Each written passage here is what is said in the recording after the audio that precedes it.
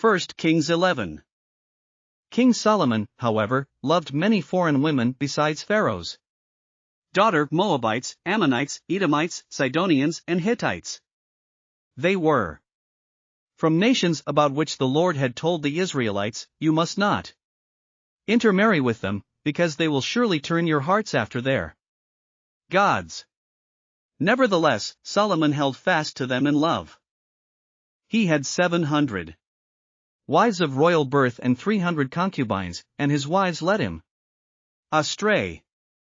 As Solomon grew old, his wives turned his heart after other gods, and his heart was not fully devoted to the Lord his God, as the heart of David his father had been. He followed Ashtoreth, the goddess of the Sidonians, and Molech, the detestable god of the Ammonites. So Solomon did evil in the eyes of the Lord. He did not follow the Lord completely, as David his father had done. On a hill east of Jerusalem, Solomon built a high place for Chemosh, the detestable god of Moab, and for Molech, the detestable god of the Ammonites. He did the same for all his foreign wives, who burned incense and offered sacrifices to their gods. The Lord became angry with Solomon because his heart had turned away from the Lord, the God of Israel, who had appeared to him twice. Although he had forbidden Solomon to follow other gods, Solomon did not keep the Lord's command.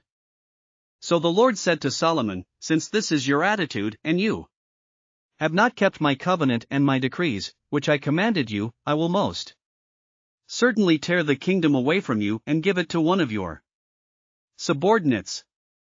Nevertheless, for the sake of David your father, I will not do it during your lifetime.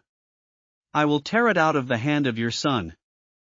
Yet I will not tear the whole kingdom from him, but will give him one tribe for the sake of David my servant and for the sake of Jerusalem, which I have chosen."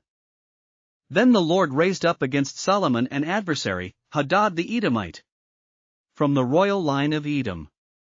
Earlier, when David was fighting with Edom, Joab, the commander of the army, who had gone up to bury the dead, had struck down all the men in Edom.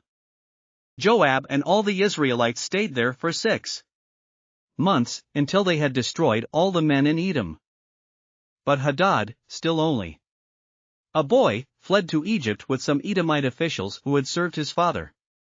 They set out from Midian and went to Paran.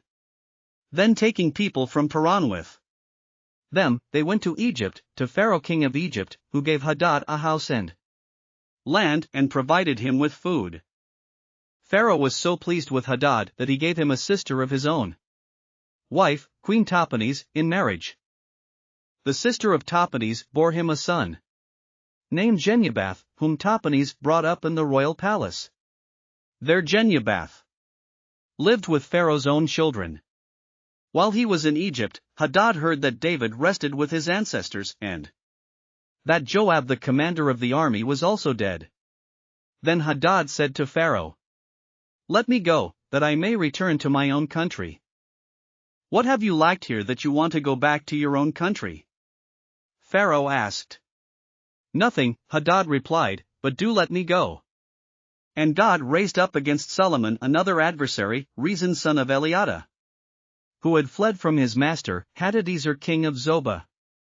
When David destroyed Zobah's army, Rezin gathered a band of men around him and became their leader. They went to Damascus, where they settled and took control. Rezin was Israel's adversary as long as Solomon lived, adding to the trouble caused by Hadad. So Rezin ruled in Aram and was hostile toward Israel. Also, Jeroboam son of Nebat rebelled against the king. He was one of Solomon's officials, an Ephraimite from Zereda, and his mother was a widow named Zeruiah. Here is the account of how he rebelled against the king. Solomon had built the terraces and had filled in the gap in the wall of the city of David his father. Now Jeroboam was a man of standing, and when Solomon saw how well the young man did his work, he put him in charge of the whole labor force of the tribes of Joseph. About that time Jeroboam was going out of Jerusalem, and Ahijah the prophet of Shiloh met him on the way, wearing a new cloak. The two of them were alone, out in the country. And Ahijah took hold of the new cloak he was wearing, and tore it into 12 pieces. Then he said to Jeroboam, "Take 10 pieces for yourself, for this is what the Lord, the God of Israel, says, See, I am going to tear the kingdom out of Solomon's hand and give you 10 tribes. But for the sake of my servant David and the city of Jerusalem, which I have chosen out of all the tribes of Israel, he will have 1 tribe. I will do this because they have forsaken me and worshipped Ashtoreth, the goddess of the Sidonians, Chemosh the god of the Moabites, and Molech the god of the Ammonites, and have not walked in obedience to me, nor done what is right in my eyes, nor kept my decrees and laws as David, Solomon's father, did. But I will not take the whole kingdom out of Solomon's hand. I have made him ruler all the days of his life for the sake of David my servant, whom I chose and who obeyed my commands and decrees. I will take the kingdom from his son's hands and give you 10 tribes. I will give 1 tribe to his son, so that David my servant may always have a lamp before me in Jerusalem, the city where I chose to put my name. However, as for you, I will take you, and you will rule over all that your heart desires. You will be king over Israel, if you do whatever I command you and walk in obedience to me and do what is right in my eyes by obeying my decrees and commands, as David my servant did. I will be with you.